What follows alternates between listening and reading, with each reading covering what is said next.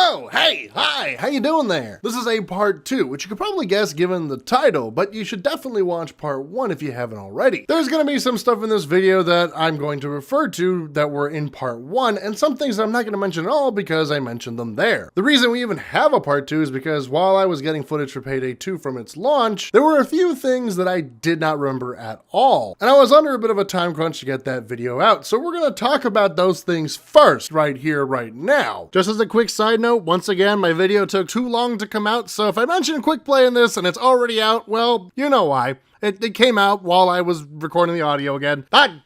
Oh my god, it happens all the time. One of these things that I didn't remember at all is about as ridiculous as not having an unready button, which is probably why I completely forgot about it. As of right now, Payday 3 does have its unready button, and trust me, I sat there and I just kept clicking unready just for fun, just to get it out of my system. Probably as much as the next guy did. But Payday 2 has something that I think is just as bad, if not worse. You see, in Payday 2, you originally couldn't pick whatever heist you wanted to play. There was no contract broker, no traditional level selection, just randomly generated heists on CrimeNet. Meaning if you wanted to play rats, you'd have to sit there on this screen and wait for it to pop up, and it might not even be the difficulty you want it to be. And there was no filter, nothing you can do to make it pop up faster. And originally, I thought this was because David Goldfarb, Payday 2's game director, mentioned in a devlog that this was to randomize things more so the player wouldn't be playing the same heists over and over. This is not the case. It was meant as a way to have heists have different stages and take place over different days. This was apparently supposed to tell a story, which it does so poorly they eventually had to add a story section to Payday 2 years later. I have no clue what he's talking about in this video, because that's not at all what we got. Even the video footage doesn't look any different from what the game is when it was launched. So I have absolutely no clue why you couldn't just pick the heist you wanted to play. In that same video, David Goldfarb mentioned that CrimeNet was to help do away with the static level select screen that Payday the Heist had. But with no filters and no means to actually pick the heist they wanted to play, players really hated this. And because players didn't like it, they eventually did put in the contract broker where you can just pay to get the heist you wanted instead of fishing for one for free. Although making it use the totally useless offshore money to do this just meant that after a while, you just wouldn't have to worry about it after a few heists, and you wouldn't be sitting there using this screen. So honestly, when you get down to it, it's kind of completely pointless. It's more of a narrative device that never got properly used. It's nice that in Payday 3, you could just pick whatever heist you wanted as long as you had it unlocked. Because at this point, they finally figured out how to tell a story in the game. Unless I ever get the chance to talk to David Goldfarb, I don't think I'm ever going to fully understand what he was going for with this. Not that I don't like CrimeNet, don't get me wrong, I like it as much as the next person, but what he explained in that video does not reflect on what we actually got in Payday 2, but it kind of does with Payday 3. So tell me right now in the comments what you think is worse. Not being able to pick the heist you want when you want to play it,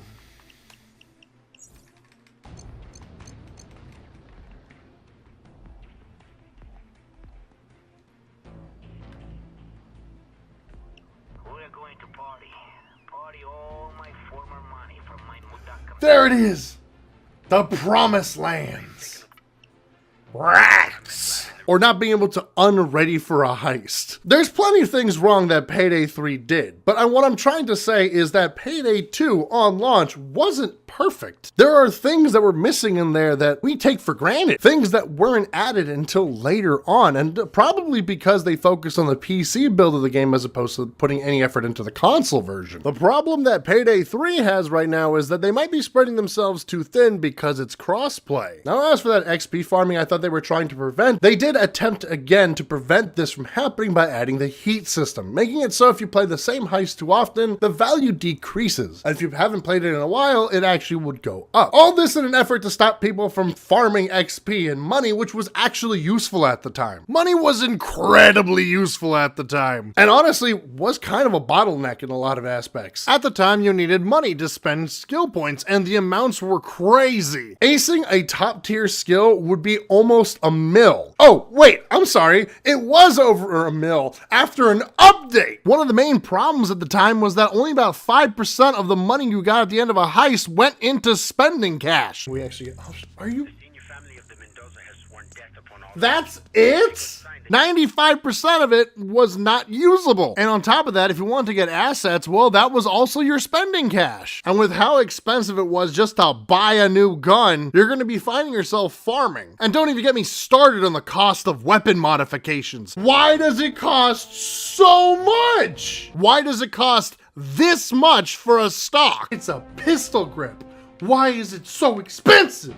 Not to mention the stupid method the game has for you to be able to unlock the capability to buy it. Having to go through that random drop, which at the very least could give you some money. Granted, it wasn't a lot of money. I think it was about $10,000 worst case scenario, $50,000 best case. You know what? Hold on. Let's talk about Payday 2's worst feature. This stupid card minigame random drop payday thing. It's probably the worst feature in Payday 2. There's a reason why weapon packs would just give you attachments after a while or have them be available after you get an achievement. Before adding Continental coins to the game and allowing you to buy whatever you wanted, you know, like 3 years after the game came out, you'd have to just play this thing and hope to God you got the drop you wanted. Imagine getting weapon mods for guns you don't even have access to. Like, you don't even have the DLC for. Or even worse, the game doesn't even start you off with a silencer. You have to find one from the random drop. As of the time of this piece of the audio being recorded, I have about 10 hours into this build, and I still don't have a silencer. I can't stealth. There's no reason to spend any points into stealth because I just can't do it yet. Oh look, another one of the TF2. Cool, I'm glad. Jesus Christ, can I get a silencer? That's all I'm asking. My buddy Dichronic only got the Alienware mask once the Crime Wave mode was added to the game. And he got the game in 2014. It took him 3 years and hundreds of hours just to get one mask that has been in the game since the beginning. And it's not even a rare drop. What we would have to do back in the day was speedrun jewelry store just to farm these drops. Just run in on normal, smash and grab 3 bags of jewelry and leave within 20 seconds. It would take longer for us to find the jewelry store heist and load into the game than it would to actually complete it. In part because of how CrimeNet worked and because you couldn't fast forward through the results screen. If it wasn't for Crime Wave, you'd still have to do this for new players, and we sometimes do. There's no reason for me to do this with all the hours I have in the game and all the Continental coins I have, but it really makes things tricky for newcomers. The Gage Courier Pack did help things, but it was a little tricky finding those packages because they really do look like they're part of the environment, which isn't entirely a bad thing. But also is the reason why on PC I modded them to look like My Little Ponies. They just stick out like a sore thumb now. Yeah, it's kind of cheating, but cut me some slack. I've been here since day one. You might be wondering, well, why not just use the offshore payday gambling? I mean, you're not going to use your offshore money for anything else, right? Well, that wasn't a permanent feature and wasn't there on day one. The first time we had access to it was around Halloween, and it was something that would just come and go whenever it pleased. Usually it was there for like celebrating some event. It was around often, but it never stayed. It should have been there on launch because otherwise there's not really any other use for your offshore money. Eventually they did make it a permanent feature, which is nice, but like, why did it take us so long to get there? At least in Payday 3, getting weapon mods is so much easier. Another weird feature in Payday 2 was the star rating. I mean, it didn't really mean anything, and honestly, changing it out to just tell you the amount is nice. It's better. It just seemed like unnecessary clutter and not enough forethought on that one. Like, what were they going to do in the much later heist? Just make it so that way the stars go off the screen? But you know what else is weird about CrimeNet? How you couldn't and still can't just set up a party on CrimeNet. Like, you can't just invite people right from the main menu. You have to go and pick a heist just to be able to invite people. Everything that's weird, at least on day one of Payday 3, you could do that. And hold on, what? Is that like 3 things that Payday 3 did on launch that Payday 2 didn't? You know what else it had that took years and years before it was added? A downs counter. It wasn't until update 217, which came out January 26, 2022, for us to finally have an official counter for how many downs you have. Why did that take so long? I mean, yes, I use a HUD mod and it adds that for me, but why Why is that not in the base game? It's a very simple feature that shouldn't have taken 8.5 years to implement. You know what? Let's just talk about some things that Payday 3 had on launch that Payday 2 didn't, because we did not do that enough in part 1. A small and simple one is that you couldn't select your heister preference order until update 85 released October 21st, 2015, so I'm glad they brought that back in Payday 3. Now I've shown several clips up to this point, and you might have noticed that my field of view in the old Payday 2 footage is a lot more zoomed in than my current Payday 2 footage. If you're wondering why I decided to play it like this, that's because I couldn't change it. I can't change it because you couldn't do that on day one. Oh, here's something else for you. You know that tab screen? Yeah, this one? Well, until March 20th, 2014 with update 25, you couldn't see how many body bags you had. And this was also the update that made it so that way the pager alarms would go off for guards even if they've been dominated. Because originally you could do that and not have to worry about the pagers. This completely rendered that whole thing useless. Why dominate a guard, which is harder to do when you could just kill them? Not to mention, this way you can also bag their body and move them. Because guess what? You couldn't move hostages that you tied up when Payday 2 first released. You know, let's go back to the skills for a moment here. I mentioned that you had to spend money on them, but not all of them seem like something you'd ever want to get. Like improved crafting, which made attaching weapon mods cheaper, or Black Marketeer, which reduced the cost of purchases, or Dead Presidents, which gave you 10% more value to loose loot. Oh boy, an extra $100 if the person who has the skill picks it up. Hope they don't forget their responsibilities! As a result, there are a lot of skills that got replaced or just made as a default feature. Like Die Hard, which lets you use your primary weapon when down, or Fast Hands, which lets you pick up and interact with loot faster, or the big one, Smooth Talker, which lets you answer 4 pagers. Yeah, on launch, you only could use 2 pagers unless you had Smooth Talker. If you didn't have it, you could only answer the pager the first 2 times your team ever does, and then someone with Smooth Talker would have to answer the next 2. Imagine having to deal with all that with randos. These changes happened with update 25 on March 20th, 2014, update 39 on October 20th, 2014, which is also when we got the perk deck, and update 100 on June 2nd, 2016, when we got a massive overhaul to a lot of skills. 3 major updates before we got the Payday 2 skill trees that we all know and love today. And that's not all. When Payday 2 came out, for a long time, dodge wasn't really a thing in the game. It was mainly all about tanking, something that we have in Payday 3 right now. The only real way to get dodge was to put points into ghosts so that way you could unlock the tier bonuses. Dodge in Payday 2 was originally meant for ghosts in order to have more of a viable hybrid build, but that never happened. Like I mentioned in part 1, they tried several times to make hybrid builds a thing and it just never worked. Hybrid builds just suck. I mean, they flat out just suck. You should just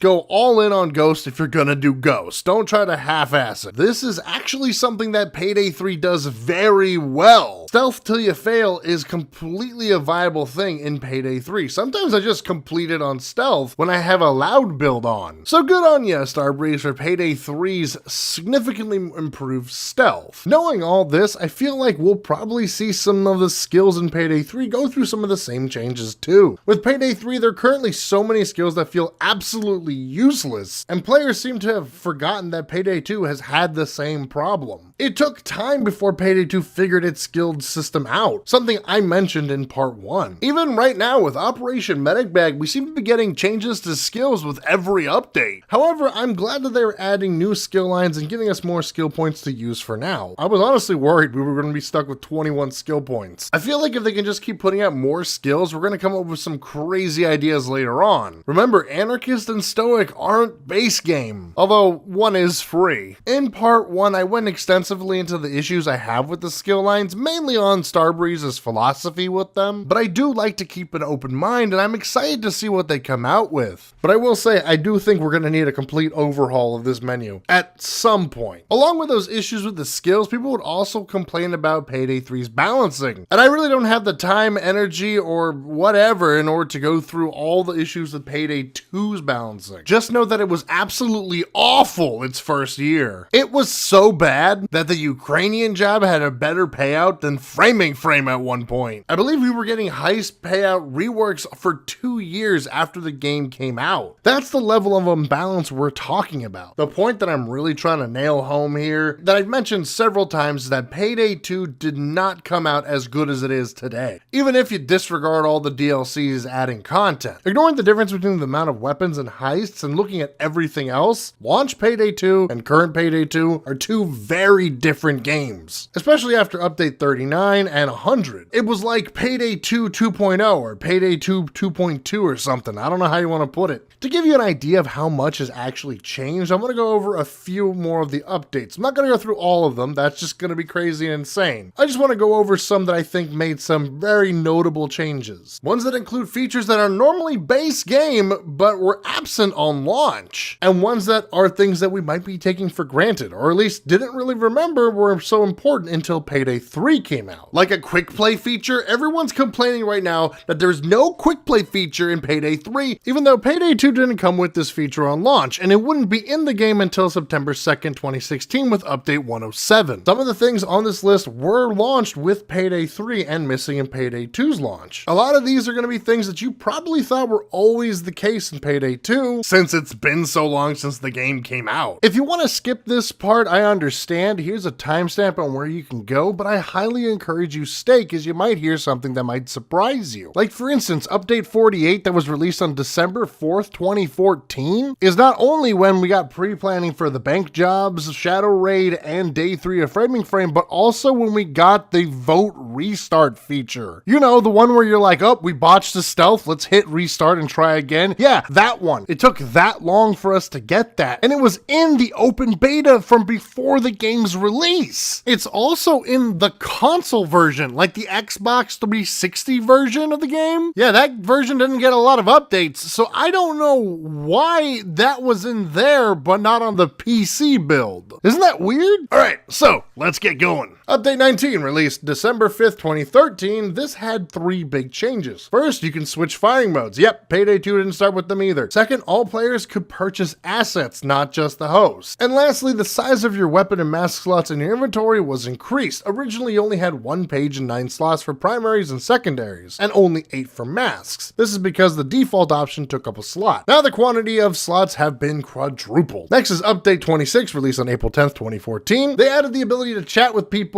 in lobby while looking at the CrimeNet screen. Sounds kind of familiar, doesn't it? Something so simple taking 8 months to come out. This update also added it so that way you know when the guards and civilians pick up their phones to call the police. Update 27. Ooh, this is a big one, alright? Not only can you now see your teammates' detection rating, but you can also reorganize your inventory and rename items in them. Update 31, released July 3rd, 2014. When going into custody, the special equipment will be given to another player who's still alive. Almost a year later. This is kind of a big one. Imagine you're cooking meth and you have one player who has the last ingredient, but they went into custody and now you're stuck waiting for them to come out. It took almost a year for that feature to be added to the game. Update 33, released on August 11th, 2014. The first of many attempts to fix the desyncing issues. Oh my god, Payday 2's desyncing issues are legendary. You ever want to get kicked by a cloaker that jumped through the wall or spotted through several floors while stealthing? How about a bulldozer that just decided, you know what, I'm just gonna come up through the floor. This is something that I would love to show you because it's really funny to see, but I can't because there's been so many updates just to fix this problem. Not to mention, trying to find people on the Xbox 360 version of this game is not easy. Update 46, released November 13th, 2014. In this update, they doubled the amount of weapon slots you had for both primary and secondary, but did not increase the amount of masks you could have. Update 65, released April 16th, 2015. This update included major changes to first-person weapon animations. Honestly, the old animations aren't terrible, but I do like the weight and feel of the new ones. I mean, the original ones are nowhere near as bad as Payday 1, which, whoa, let me tell you,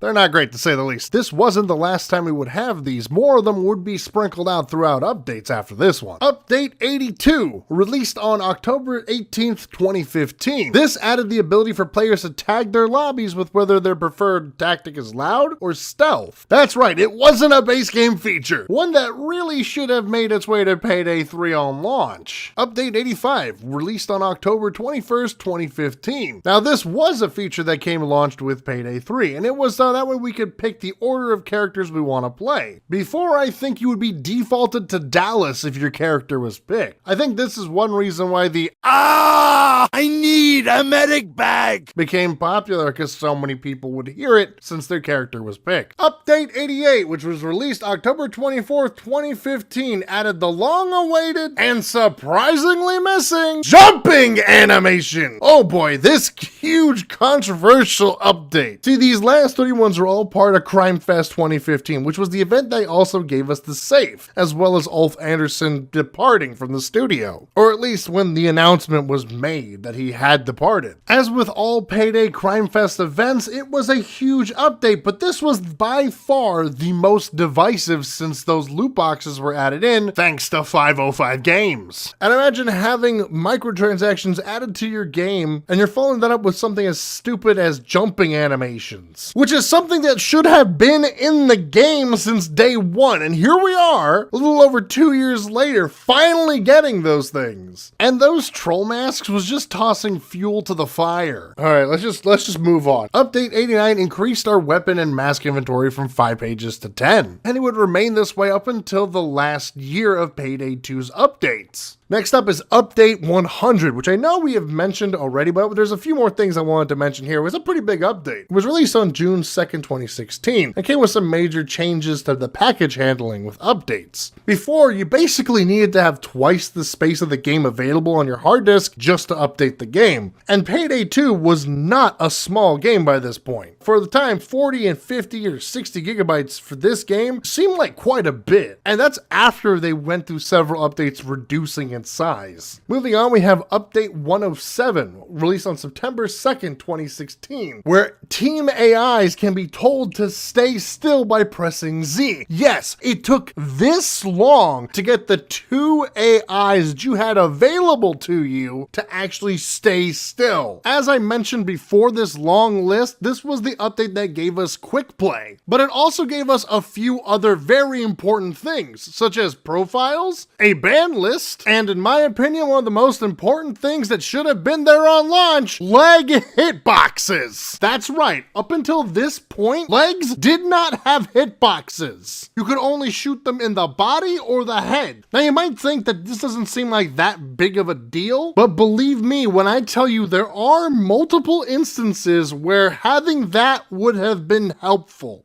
Depending on where you are, that might be all you can really see of them. You know what's interesting? Almost a year prior, we got jumping animations. Seems like Overkill really didn't care much about the lower half of someone's body. We're almost done here. We got a few more. Next up is Update 124, released November 25th, 2016. This added 10 more loadouts and skill slots, allowed you to speed up through the end screen of a heist. It's nice that they waited 3 years after launch to add that in, so that way all that time I spent farming things on Jewelry Store wasn't, wasted. And also, flashbangs can now be broken, have a countdown, and enemies even have a throwing animation for them. Boy, some things really seem like they should have been out on day one, don't they? Also, after this update, there was a glitch where there really wasn't a kind of a cooldown between when they would throw flashbangs, so you could be flashbang for like 2.5 minutes. Fun fact, when I did the charity stream for Georgia, right before we started it, we actually had that bug happen, and Dichronic was flashbang for like 2.5 to 3 minutes. I swear, it was just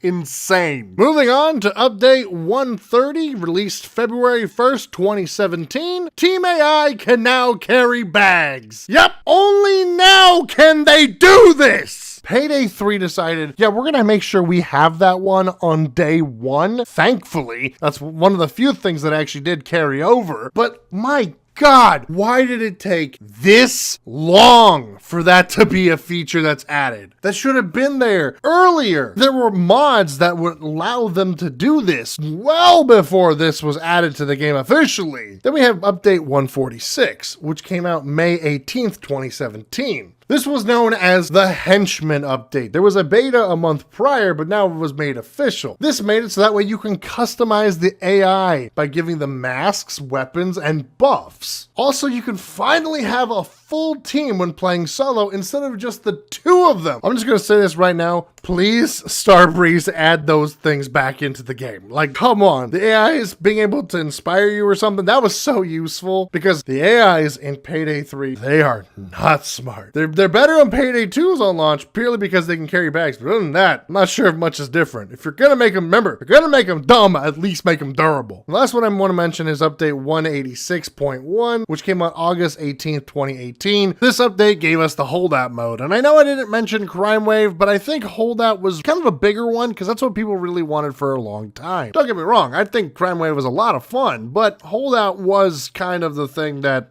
people demanded. But yeah, that's most of the updates that I actually want to talk about. You might notice that those updates only go up to 2018, and that's mainly because Payday 2 was supposed to stop getting updates during this time. When the White House job came out, it was supposed to signify the end of updates for Payday 2, and Overkill was going to focus on Overkill's The Walking Dead for 5 years until Payday 3 was released. Of course, we know now that that's not how things worked out, so about a year later, they would return to Payday 2 with more updates and DLC. During this time, we would get several quality of life improvements, such as adding a downs counter and expanding the inventory one last time, which was a really nice addition because by the end of Payday 2's lifespan, there were so many primary weapons that I don't think you could have owned one of each one. And I think we can all agree it's kind of ridiculous it took this long to add a downs counter. I mean, I know mods exist, but like, come on. It's pretty simple stuff. More simple than dealing with network stuff. Using my computer science degree in this, I can tell you right now, since the game already has a counter to track how many downs you have, all you really need to do is have something added to the GUI that represents that number that's counted. So it shouldn't have taken how many days to be added? What I'm trying to get at is that Payday 2 took quite a while to become the game that we all know and love today. And that at launch, it was missing several key features that are as bad, if not worse, than not having an unready button. Like not being able to restart the heist whenever you want is actually a lot more of a problem than you think. It was a pretty big deal when they finally added that button in. Before that, if you messed up on stealth, you either have to wait for the counter to tick down if it was a stealth only, or have to get everybody down. And if you didn't have a ledge to jump off of, sometimes it could be a bit more tricky and time consuming. I mean, sometimes the cops are just really bad at putting you into the ground. I hope that this shows you that while Payday 3 had a really bad launch, Payday 2's wasn't the smoothest either, especially in the desyncing department. Like I said, it was legendarily bad. It was really bad, and honestly might be the reason why they switched to dedicated servers. Because at the time, it was so bad, players begged them to switch to it. And with the dedicated servers, even though, yeah, it was real bad on launch and you couldn't even play solo, after a week, the servers were significantly more stable. You would still have disconnects, but as time went on, they did get significantly better. And a lot of things have been fixed thanks to Operation Medic Bag, like the unready button being now in the game. Oh, yeah.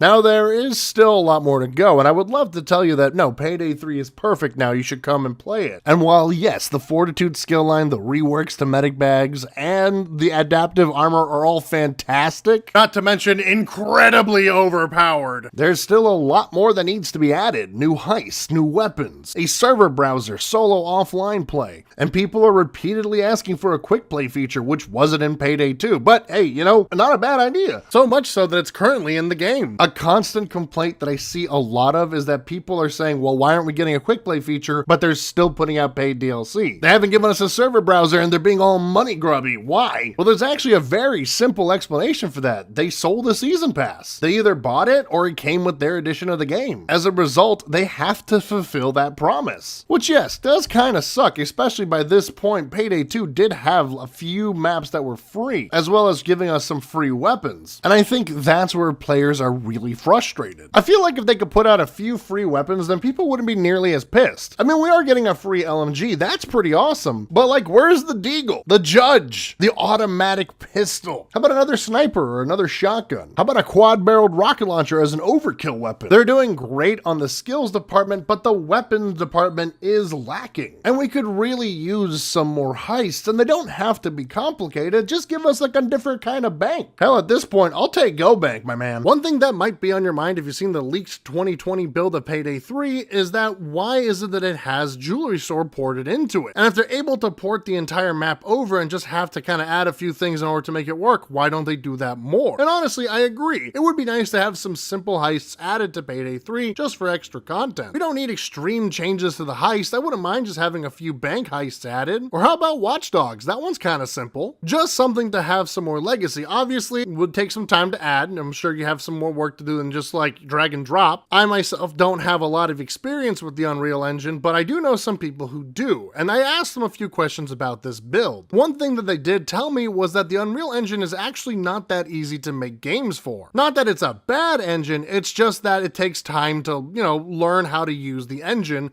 and there are things in there that are limiting factors, especially if you're running on an older version of Unreal. Apparently, Epic is known now as the company that typically removes their documentation for older engines. Now granted, this isn't stuff from my personal experience or from a dev, this is something that a friend of mine has talked about. Some of them have been using the engine extensively and have been getting to know it more over the past few years. They say that graphically it's great, it's fantastic, but for the actual gameplay, it can be a bit of a tricky thing to work with. Now like I said, I haven't really used the engine all that much myself, but maybe you have, and if you have, please tell me what your thoughts are on the engine when it comes to actually making games for it. And as for why they have this build of Jewelry Store in the game, well, that's easy to explain. Using old levels or levels from other games even while developing your game is not an uncommon thing. A great example of this is how when they were developing Crash Team Racing, the team actually built a replica of Crescent Island from Diddy Kong Racing. This replica was made so that way they would be able to test whether the PlayStation is capable or not of handling levels of this scope. And in the case of Payday 3, they probably thought that using Jewelry Store, a very small and simple heist, is a great way to test some of the mechanics of the game. And in the build we have, since a lot of the things can't be interacted with, it's most likely that the map was used to test civilian AI as well as player movement. As for the server browser being fully functional, well, I refer you to my theory in part 1. And once again, I want to know what your thoughts are about this. What do you think they need to add to make you want to come back? I've asked this in part 1, and there was a surprising amount of you that actually had some positive things to say and do seem hopeful for Payday 3. So I still think that there is a chance that Payday 3 can recover. I mean, even after the second Operation Medic Bag update, there was an increase in player count. Not an amazing, groundbreaking one like several thousands of people, but the player count on Steam did increase. I'm sure that some of you who are commenting all those nice things were some of the people who were playing it. And might I just say thank you so much for all the nice things y'all said about the part 1 video. It's the first time I did a video of that length, especially diving into subjects like I did in the beginning there. While I am comfortable talking about that stuff, it's the first time I've ever done it in a full-length video. I've done it on stream several times, but not in a video that got a few thousand views. I'm surprised how well it did, honestly. And I understand if it's a very depressing subject to talk about, which is why I wanted to offer people a way to skip it, especially if they're going through a tough time themselves.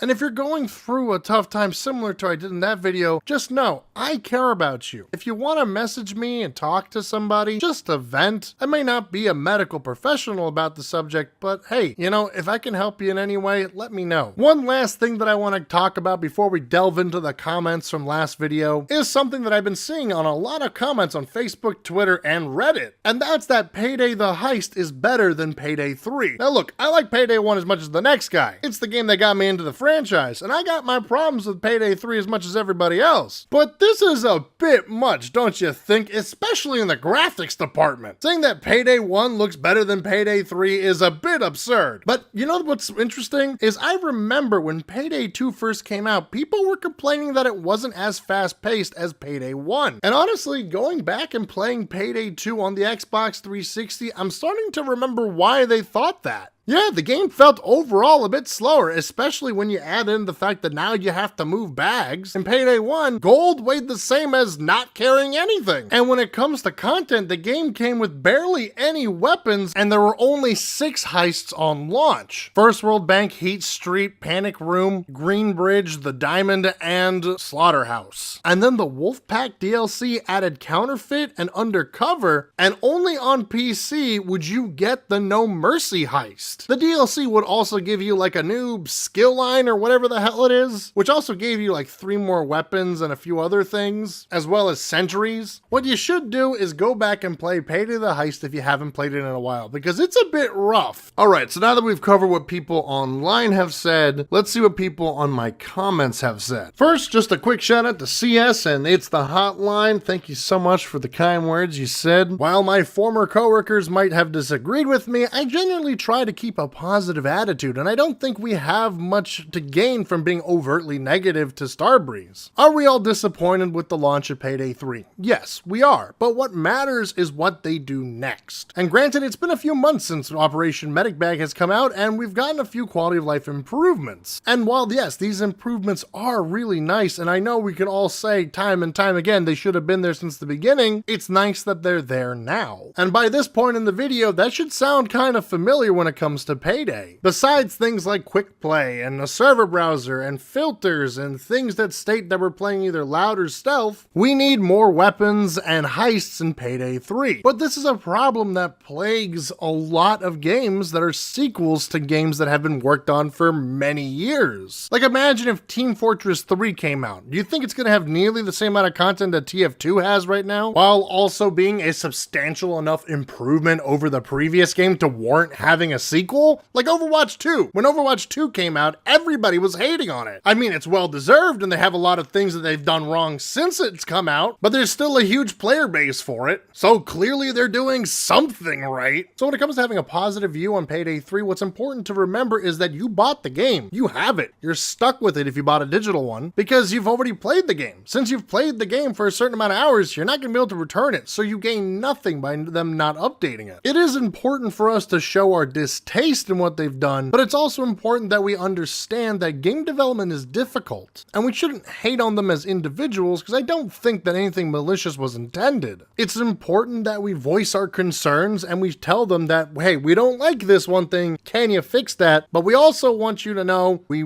want to come back to the game. It's nice to see people like Pim Game Freak here who do think that the game can recover like Cyberpunk 2077 did. And I think it's safe to say I'm one of those people who think that they can do it. Maybe they need to make a show, you know, I mean, it worked for Cyberpunk 2077 and seems like everybody's doing it right now. I mean, the Fallout TV show was really good. By the way, did you know that the Ark animated series came out? Like, I didn't realize that, and it's a show. Yeah. Oh, man. You know what? We'll talk about it later. And speaking of comments in my section as well as game development, I just want to give a quick shout out to Rex, who's one of the people working on the updates for Raid World War II. You guys are awesome. Thank you so much for all your hard work. And tell Ilya I said hi. And speaking of failed overkill games, I do have an update on that question I proposed in the previous video. As a reminder, what I asked was if they could reuse assets from Overkill's The Walking Dead. Thanks to comment by Goldie Leaf here, apparently not only are they fully capable of doing this if you take out any kind of licensing issues, but they actually have done this when it comes to the crash log. Apparently, it would take you to the one for the Walking Dead game instead of Payday 3. So if they continue down this path, that means that there could be potentially a bunch of weapons that they could port from that game to this one. And if they do, might I just say, can those be free? You know, that'd be a nice bit of content just injected straight into the game, you know? And speaking of content and optimism, bus driver Ted here thinks that the game was overpriced on launch due to the lack of content, but is hopeful for Operation Medic Bag. And since there's been a few updates, I want to know, bus driver Ted, what do you think now that there's been a few updates? Do you think the path is going good? Do you think they need to be faster with these updates? I think this issue of having to verify for the crossplay is kind of kicking their butt a bit. Something that Chase Wood brought up is about that first update and how Sony kind of played a part into why it took so long for it to come out. You see, every time there's an update, it has to go through a verification process with all the platforms involved. And apparently Sony was giving them a hard time about it. And this was after Starbreeze on their own found out that there was a bug with the update, and if they updated it, everybody would have lost progress. So taking a week to make sure that issue wasn't going to happen, and then having to wait a week or two for Sony to verify it, kind of made it look really bad, and put a lot of distaste in some players' mouths. Followed by the silence that came with it really was just bizarre. I mean, this company is not one that shies away away from communicating with its fans about issues. Usually Payday Twitter man is very active and